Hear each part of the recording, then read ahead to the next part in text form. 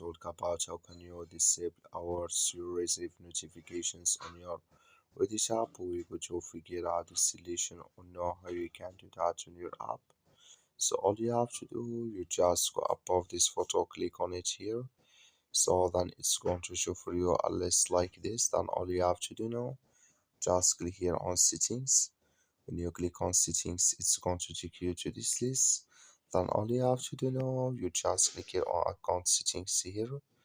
So then it's going to take you to this list. Then all you have to do, just click here on manage notifications. So then it's going to take you to this list. Then you go down and you come here to alerts you receive. Click in this sign here or this color. That like you see color, it's gone. That's mean alerts you receive notifications disabled with us now.